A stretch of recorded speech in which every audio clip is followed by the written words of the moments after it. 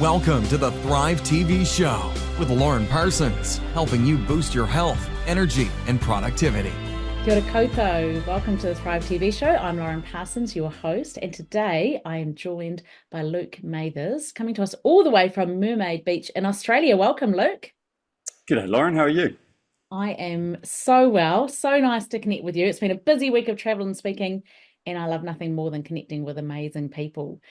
So Luke is based in Australia, and today we're talking about getting unstuck, navigating burnout, bore out, and check out. So we're going to talk about how to spot the signs to recognize which one of those you might be facing, how to rebuild connection and understand the importance of your tribe and its purpose, and also how to ignite action, which I love. Inspire action is one of my 4 values for my business, Lauren Parsons Wellbeing.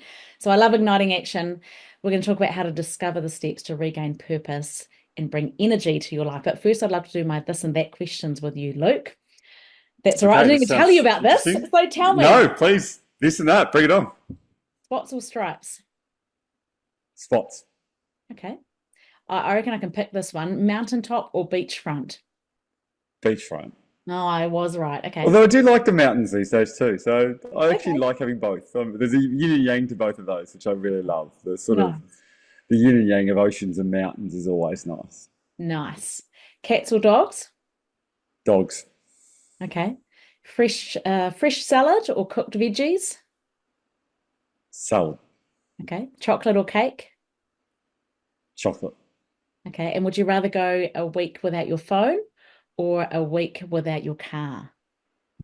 Throw my phone away all day long. Couldn't care less. Okay. Nice. Good on you. So Luke Mathers is a stress coach. He is all about helping you embrace stress, the good of stress, so you can perform and be ready for anything. He talks to teams about embracing change and performing in challenging situations. He helps leaders to have tools to become stress Teflon, the name of one of his books, and help them embrace change so that they can be ready to deal with whatever comes their way. So, Luke, can you tell us a bit about how did you get into what you're doing now? Yeah, it's a weird one. I was one of the original directors of Specsavers in Australia. Okay. Right, and like you look at Specsavers now, and they're ubiquitous. They're everywhere, and they're huge. But back in 2008, no one had ever heard of them. I'd owned one of their practices in the UK and had done really, really well, and actually retired for the first time at 31. Wow. Right, which was like, just sold out of the business and went, okay, this is great. I don't have to work anymore because work was always about money. And the money side of things wasn't quite something I needed to worry about anymore. Mm-hmm. And found out I was bored shitless. Within no time, I really was bored out of my head and got pretty miserable. Okay. And fortunately then Specsavers came to Australia and they tapped me on the shoulder and said, will you come and help us, sign people up and roll out this thing across the country? And we opened 100 stores in 100 days. Wow. So and it wasn't just me, there was a whole big team. Yeah, I can imagine. Team. And they had deep pockets and they really put a lot of effort into getting that critical mass of 100 stores in 100 days. And it was really, really stressful trying to get through all of that and finding the right people and getting them all on board. Super stressful, but it was the most fun ever. It was just a great 100 days.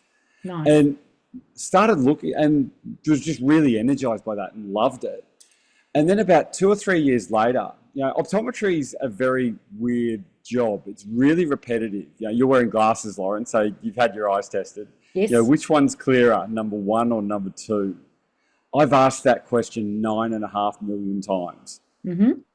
All right, so as an optometrist, there's a lot of repetition in there. And I was getting bored out. I was just like, this isn't doing it for me. But I also had a look around Specsavers land and went, well, what are the places that are doing it really well and what are the places that aren't and what was the difference? And we couldn't put it down to things like demographics and shop location. We couldn't put it down to that stuff, which we thought we could. Okay. What I think, and I haven't seen anything to make me change my mind so far, is the way those sort of businesses work depended completely on how well the leaders handle stress. Right. Great insight. Yeah. And so if the leaders can handle whatever comes their way and the leaders see everything as a challenge rather than a threat, And if the leaders can fire up when it's time to fire up and go to the next level, then so can their team. Okay. One of the things that people will do in a business situation is they'll quite often, oh, it's getting really busy, this is stressful, let's work out a way to stop us being so busy.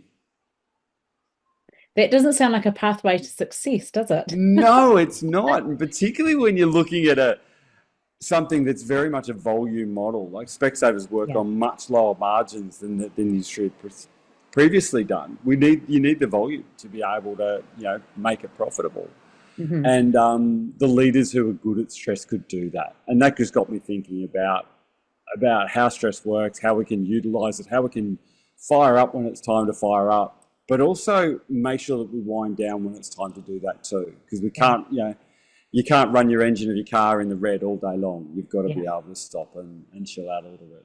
So that got me really curious and got me down, rabbit holes of evolutionary biology and understanding how our bodies work in a stressful situation. And if we understand that, we can utilize it a little bit better. Okay. So you talk about being either burnt out, bored out, or checked out. Can you tell us what are the difference between the three and how do we spot the signs? It got me thinking. I have a friend of mine called Mark Butler, and he's a clinical psychologist. And I had him on my podcast, and he said, well, what if it's not burnout? And he got me thinking. He's a clinical psychologist, so he went through all of these other things it might be. But he got me thinking about what if it's not burnout? And, you think about 9.5 million times of asking which one's number one or which one's number two. Yeah. Right? I was busy and I was having to work a lot, but I wasn't burnt out. I was just bored. I just lacked the challenge. And I wasn't seeing the things that were a challenge as something that was desirable because I'd done them all before.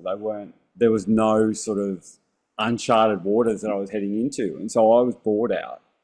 All right. Burnout's real. You know yourself, Lauren, with the work that you do. There are people that burnout is I don't have enough time to do all the things I need to do. Would you agree? What's your take on burnout? What I see burnout as it's physical exhaustion, it's mental distancing from work, and it's emotional and cognitive, dropping, what is the word, impairment. So I say that, that's kind of the definition, those three red flags. The physical exhaustion, I love it. Like the batteries are just depleted and they're not able to charge up again. Even a relaxing weekend doesn't charge you up again. The mental distancing, the cynicism, moving away from work, and then also the cognitive load, which often leads to you're working harder and harder, but you feel like you're not achieving more. That's kind of, and from the book, great book by Susie McAlpine, Beyond Burnout, where she defines those three red flags. Yeah. Yeah, I love those. And I see burnout as being that thing that I just don't get a chance to breathe. I just don't get a chance to have a break. And burnout's real. There's plenty of people out there that are burnt out. But sometimes bore out can hide as that. Okay. I don't have energy because I'm bored with this and it's not giving me a challenge and it's not firing me up. So bored out can actually tick some of those three boxes you're talking about, where it's actually not burnout. The secret to burnout is to actually stop, recover, let your brain and let the overload go, and then fire up and do it again. That's sort of the secret for burnout. The secret for bore out is almost the opposite. You don't want to stop and relax and chill out. You've got to, I've got this thing that I want to go towards and fire up and really get my teeth into something and learn and stretch myself. That's the key to bore out. About moving on to something perhaps new, something novel, something that reignites your curiosity or something that reignites your curiosity. What a great way to put it. And that's exactly what the cure for bore out is. Yeah. Right? If you're burnt out and you've got that cognitive, impairment because you haven't got any bandwidth to deal with what you're dealing with, getting something new is not going to help. It's just going to make it worse. But in bore out, it does. And the other one that I think we look at a little bit less, but it's really, really prevalent, is checkout. Yeah. And checkout is basically, I'm not aligning with the company I'm working for. I hate the people I'm working for. They're really, and I think checkout's one of those things that's, I don't want to be part of this tribe anymore. And that can have similar sorts of things to burnout as well. But the results, the answer to that is having a difficult conversation.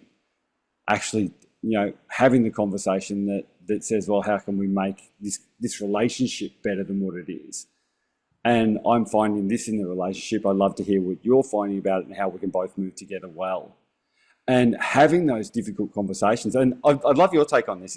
Have you got a better way to describe them than difficult conversations? Because I hate that expression, but it's Yeah. all I've got at the moment. And, have you got sometimes any? people talk about courageous conversation, but again, that I've heard sort of thrown through the mud as well, like, oh, we're sick of Yeah, hearing about courageous conversations, and important radical candor conversations. and a few of these other Yeah, ones that radical are candor. really cool concept, but none of them have grabbed me yet. I'm dying to, if anyone's listening to this and has a better way to describe a difficult conversation, I'd love to hear it. But checkout is all about whether we are having those conversations and whether we are acknowledging our contribution to whatever the problem is, and then being able to move forward where we both have the same, the same ideals and the same things we want to do. So, burnout's no time, no energy. I'm cooked. I've got too much on my plate. Bore out. I'm done the same thing for too long and need a challenge. Which one's clearer, number one or number two?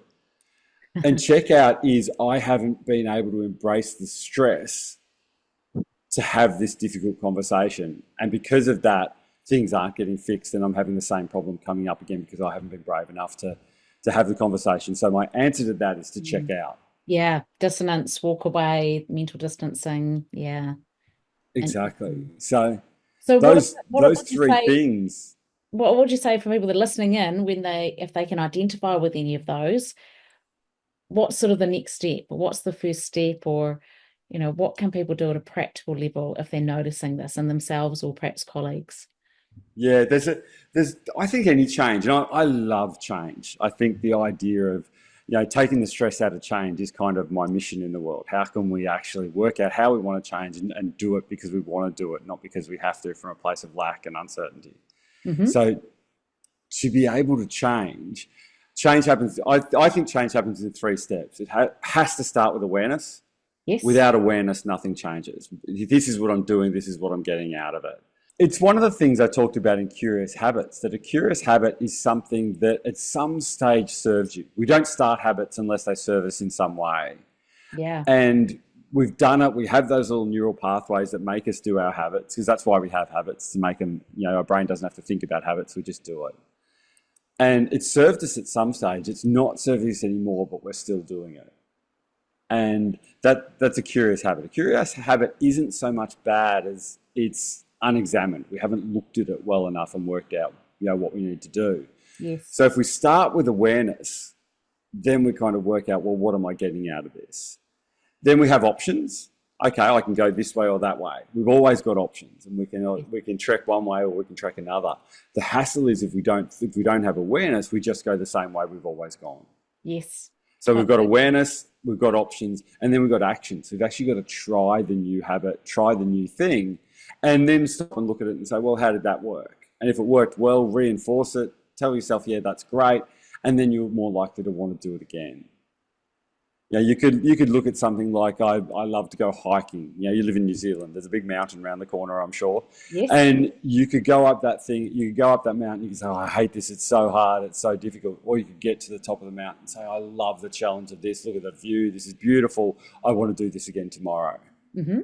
And so that's where awareness, options, and actions, I think, become the sort of key to behaviour change. Sounds like you're talking about then reframing. So reframing the things that you want to do more of, looking at what are the positives of this. And I'm just thinking about, the neuroscience of the brain. I'm just reading a brilliant book. I don't know if you've read Your Brain at Work by David Rock. I'm sure you'd enjoy it. He just unpacks the neuroscience of how our brains work, and he talks about the basal ganglia in the brain, which basically does all those things that we do in automation. You get in your car, you drive to work without even really thinking because you know the way so well. Yep. And I like the term curious habits. We all have habits, and are we aware of them being conscious habits that we've cultivated, or and rituals, I would say, that we've cultivated, or are they just those go-to habits that perhaps don't serve us, because our habits form who we are, right? And sometimes they either help or hinder our well-being. So I think that's really interesting. I agree. And to be able to look at some of those habits and say, well, how are they serving me? Mm-hmm. And if they're not serving you, then what? Then I've got awareness. This habit's not serving me.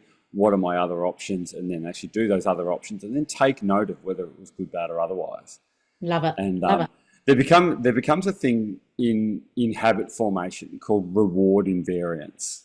All right. And basically, what reward invariance means is that to get a habit to happen, you've got to have a cue, a behavior, and a reward. Yes. All right. We've all heard this before about habit loops and stuff like that. James Clear's made it really famous. He learned a lot of what he learned from a guy called BJ Fogg from Stanford, who's got a book called Tiny Habits, which is really cool. And Yes. basically what it says is here's a cue, a behavior, and a reward. After you've done the habit enough times, you can actually take the reward away and you're still going to do the same thing. So it becomes reward invariant. Okay, Right. I like it. I was going to check that word. So reward invariant. So basically, it doesn't matter if the reward is there or not. As soon as you've got the cue, you'll have that behavior. And again, you can see this in a positive and a negative way. That I can imagine can be some cues that lead us into some really unhelpful behaviors. Or on the flip side, there can be cues that lead us into very helpful behaviors. Like, yeah. oh, I'm going to get up and I'm going to go out for my walk. That's how I start my day. Because I've got that as my default habit. That's just what you do. And they become almost like your identity habits. Yeah. My name's Lauren. I'm a person that gets up in the morning and gets up and goes for the walk and does her exercise. Yeah. What's your default? That becomes part of you. Is your default to push the button on the elevator, or is it your default to go, where are the stairs? What's your default setting? How devices come with a default setting? Like, what do you want to switch your default onto? And it does take effort, I think, to set that up sometimes and get that habit in place. And then it becomes. And if you pop that, what's my default setting here? Pop that into the awareness options actions situation. Then to be able to say, okay, I'm aware I'm going into the lift and pressing the button straight away. I hadn't actually even thought about the stairs. Once I have awareness, I then have options. Do I take the lift or do I take the stairs? And then when I get to the top of the stairs, I'm a little bit out of breath and I just go, yeah, well done me. I've taken the stairs. I'm part of the 5% that take the stairs rather than the lift. Yeah. And there's a warm, fuzzy feeling to that actually feels good about yourself. You think, yeah, well done me. I like that. Let's do that again. So awareness, options, and actions fits into a lot of that stuff really, really well. I love it. Love it.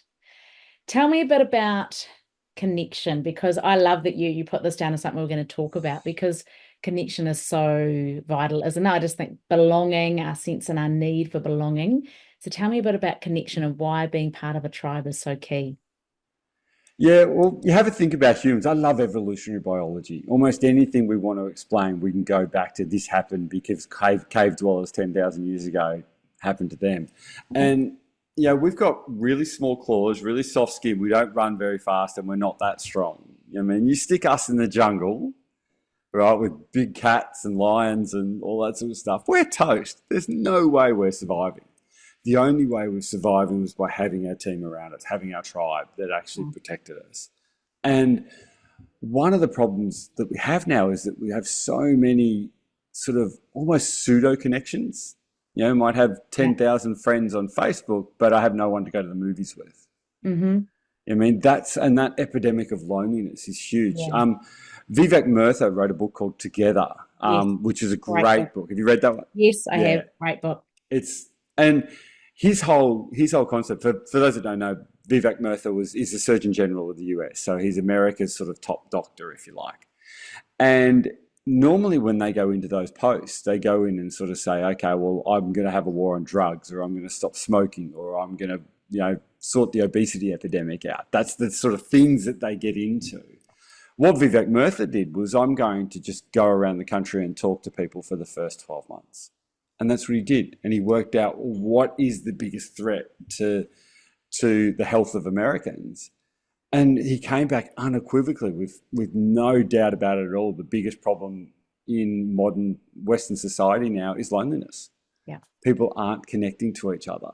So how do we do that? It's funnily enough, you're asking me now, I've only just got back I've just spent 8 months living in Ireland. Okay. My wife's Irish, so I decided that we were gonna have like a little gap year and go. My father passed away, which is awful, losing a parent. Yeah. But decided that my wife had lived in Australia for 30 years now, and she moved out of Ireland when she was like 22, and I thought it was time we go back and spend some time with her family. We've only got one dad between us now. We need to go back and see him a bit more often. So we decided we were going to go and live in Ireland for an extended period. Wow. I had one friend in Ireland. So think about your tribes. I've got lots of friends here. I had one friend in Ireland who I'd been friends with. Funnily enough, I met him the same day I met my wife. So we've been mates for years, which was cool. But one friend's not enough. We need more than one. And so I went to Ireland. I joined a golf club. I'm a bit of a golf nut. And golf's a great way to connect with people because you get 4 hours with 3 different people and you can kind of know, golf's a pretty good microcosm to working out what sort of personality this person's got. You're going to see all the emotions and stuff come through. And I left there 8 months later, and on the very last day I went to the golf club to play golf, there was an Australian flag on the flag post there, and the club captain and the person in the office and the general manager all came out and said, thanks for being part of this place. We've really loved having you here. Looking forward to you coming back. And I've got mates now when I go back to Ireland that I can't wait to go and see. They're really good dudes. Yeah. Yeah. But it would have been easy to have gone there and sort of caught up with the family occasionally and all of that sort of stuff. But I didn't. I said, look, safety of a tribe's important. I've got to build a tribe. Yeah. And one of the hassles, particularly in sort of your 4th and 5th decade of life, is that there's almost a bit of shame to loneliness. I mean, there's a stench to it, and people who are really trying very hard to connect, often people will sort of push back from them a little bit because it doesn't sound quite right. But I think in Ireland, I got a bit of a free kick because I'm not a loser. I've got lots of mates, but they're just on the other side of the world. Yeah. And I just asked people, have you got anything that's cool you think I'd enjoy? And they said, yeah, funnily enough. And within 2 weeks, I was in a book club I then had a couple of groups that I played with most weeks, and I found a tribe. Yeah. But you can't. Oh, sorry, we've got to relate. Tell me how you can relate, Lauren. So much. Just my husband's in the military. So in our 21 years of marriage, we've moved house 15 times, 6 times internationally. So moving over to Ottawa, Canada, not knowing anyone, 2 years there, moving to Canberra for a year, moving to France for a year. And particularly those overseas moves when you just know no one. You do. It's just making me realise, I did have to go out and find a tribe. How did you go with it? What things did you do that actually helped you find your tribe when you went to Ottawa, Canada? And 15 moves in 21 years is huge. Yeah. And a lot of it's just been around New Zealand, but a lot of people have heard these stories. But for me, when we, each time we've moved, particularly the overseas, it's been reaching out, having kids. I think it really helps, connecting with those different groups through the parents at school, the parents at kindy, through church groups. And just through, actually, there was some networks that were really fortunate in terms of there was kind of the expat community kind of network, even though at the same time we did make a real effort to find Canadian friends. And it's so true. The thing that I'm thinking, though, is that yourself and myself, I think we're probably, people listening, and they're probably hearing that we are perhaps quite extroverted, quite confident to be able to reach out to people and just make it happen. And sometimes people say to me, well, you're so good at this, Lauren, look at you making friends. It's like, well, I have to, because again, we can't survive without a tribe. And, particularly arriving in Ottawa, not knowing a single person before we got there, you just gather a tribe. What would you say to the person who isn't the extrovert, who that's not easy for? Yeah, I think we can really easily confuse it not being easy to it being impossible. Yes. All right. And they're not the same. It might not be easy. It might not come naturally. But it's not difficult to be interested in the other person, to actually be able to ask them questions, to be able to ask to be invited to stuff is quite an easy one. Oh, I'd love it if you guys are playing on a Wednesday. Can you, throw me down there. I'd love to come and play with you. Or do you want to go to this show somewhere, or do you want to join a book club? That sort of stuff. Ask for those sorts of things. And worst case scenario, someone says no, worse off. Yeah, I agree. You know what I mean? So hopefully it's an encouragement to people. I joined a book club as well. Yeah. Great. Love books. They are good, aren't they? So good. Yeah. You occasionally get a dodgy book, which is always a little bit tough. But book clubs are wonderful. But you can, because everyone sort of has a different way. And often you've read a book and then someone else describes it and you go, wow, I didn't see that at all. And you get to see another point of view. So, but things like that because it's difficult, it doesn't mean you shouldn't do it. It means it's a little bit harder and it might not come naturally. but that doesn't mean that you can't do it. And so, you know, being able to find your tribe, and I think we always need the third thing when we're connecting with people. There's you, there's me, and there's the third thing. And the third thing might be book club, it might be hiking, it might be playing golf, it might be going to the beach. It could be a whole bunch of things, but we need to have some interests, some things that fire us up. Yeah. You might be right into stamp collecting. If that's what you're into, fill your boots and find other people that are into that, and that can be your way to connect. But you know, you've got to find some interests as well, because it's really hard to connect with anyone when you don't have anything you're passionate about. Yeah. And looping back to the, you know, the burnout, bore out sort of situation, I think often it's times when people are so busy, they say they don't have time for those pursuits, that actually, you know, sometimes you've just got to schedule those things in. You've got to schedule getting out for the mountain bike ride, or for the walk, or for the surf, or just choosing to go and read a book. Maybe it's even take yourself to the library to read the book if that's more your thing, but scheduling and blocking that in, because otherwise, yeah, work will just keep filling the space. So work is amazing at filling spaces, whether it's filling them with anything that's productive or profitable or enjoyable is another thing. So, you know, I think that idea of scheduling this stuff in to make sure that you do the things that actually bring you joy is really important. And one of the things I talk about in workshops and from stage is to have sort of little micro resets for when you need to just get your biology under control. And that just might mean having a few deep breaths or something like that, or going for a little walk. There's a mini reset, which is something that you look forward to every day, every week. You might do that weekly, and it might be golf, it might be climbing a mountain, it might be walking on the beach. There's a maxi reset, which is like I have half a day, maybe once a month, where I just have no agenda. I don't have to do anything. And then you've got things like your holidays and stuff, which is your mega resets. And, you know, one of the things, if you get a cadence to recovery, when you go, I don't know if you felt this, but when often you go on holidays and it takes 3 days to actually wind down. You know, you have a week off, it takes 3 days to wind down. You have 1 or 2 days where you're really chilled, and then you start doing your to-do list of what goes on next when you get back to work. So in effect, your 7-day holiday has turned into 2 days. If you get your cadence of recovery to be able to do those little resets along the way, then when you go on holidays, you're on holidays from day one. And, you know, that's when you do get a proper recharge your batteries and you know, get proper recovery. A friend of mine, Adam Fraser, did some great research at Deakin University in Victoria, and they tried to work out whether people were more resilient now or more resilient a generation or two ago. Okay. What would you think, Lauren? I actually don't know if it has changed. I don't know. I think you could think of it either way. I think we talk a lot more about resilience, about well-being, about mental well-being. Is there more reporting of it? I don't know. And then we think about, I read a lot of books around the World War I, World War II era, and you talk about, you know, the stoic, keep calm and carry on. I'd honestly be intrigued. I'm curious to know what the research says. Well, what they actually found out, my idea is, you know, that's keep, you know, the Blitz in London and stuff like that. I just thought, no, that generation was 1,000,000 times more resilient than we are. And the generation after us is 1,000,000 times less resilient than we were. And it turns out it's not true at all. It's where, like you said then, we're exactly the same. And what the research that Adam Fraser did came up with, we don't have a resilience problem, we have a recovery problem. Right. Interesting.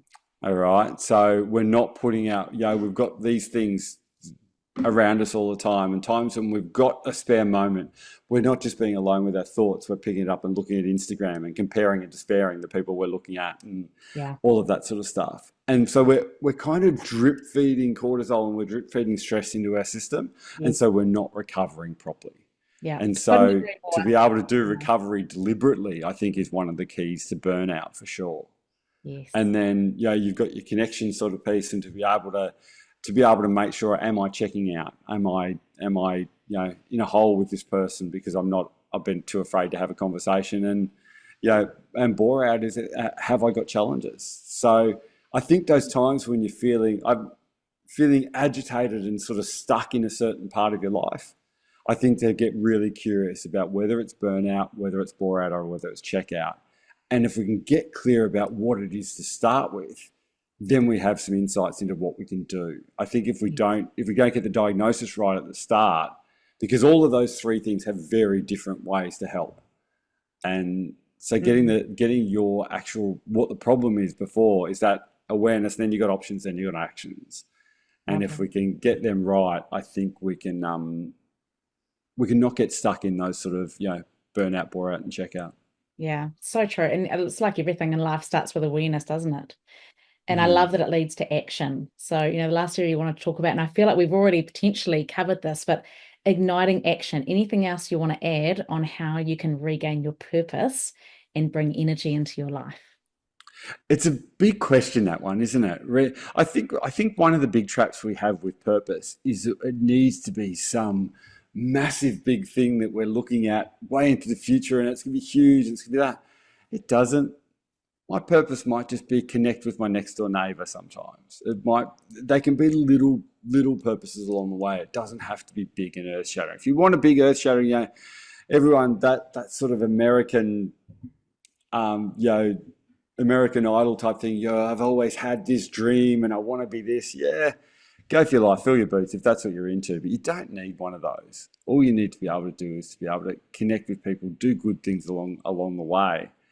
And, I love the idea that is the world a better place because you're in it.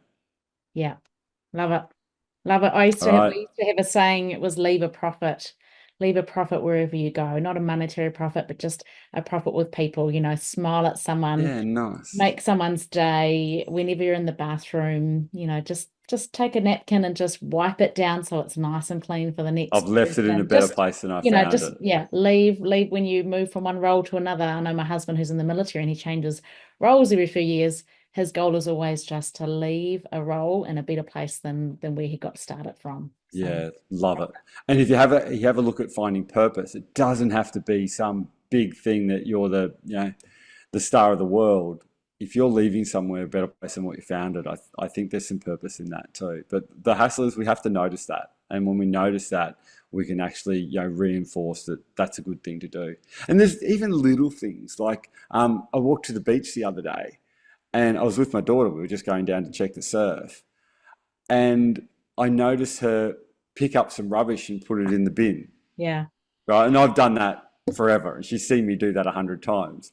Well, what she heard of that was just like, oh, that's so good. So and good. Yeah. Yeah, kids you might not think they listen to us, but they certainly do copy us. Absolutely. And even just her doing that and you doing that, no, it's the same thing. You just feel really it just gives you this little boost as well. Just, it's almost like this little I've just done something good for the day. Like, even though you make it your default habit, but it actually boosts you a little bit of dopamine in that moment because you're like, yeah, I'm just making the planet a little bit better right now. The world is a slightly better place because Lauren's in it. Well, and it's a much better place because Luke is in it as well. And it is a much better place because you, who is listening in right now, because you are in it. Luke, I just feel like we could just chat all day, but we're going to wrap it up there because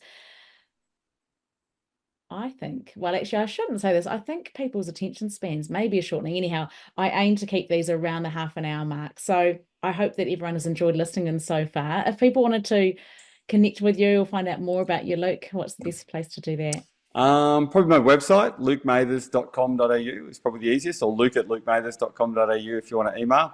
But I'd love to hear if you've got some stories about burnout, bore out, or check out. I'd love to hear what was happening and then what you did about it and how you changed. Because taking the stress out of change is the thing I want to do. I want to be able to help people, take the stress out of change and turn up how they want to turn up. And if we can do that, then the world's a slightly better place because we're in it, Lauren. Fantastic. I love it. So make sure that if you haven't already seen the TV version of the show, head to thrivetvshow.com and you'll be able to see all of the show notes down below and connect in with Luke. So one last thought, if you wanted to share just one final thing with our listeners today, what would that be, Luke? One final thing. Just be aware. Just be curious.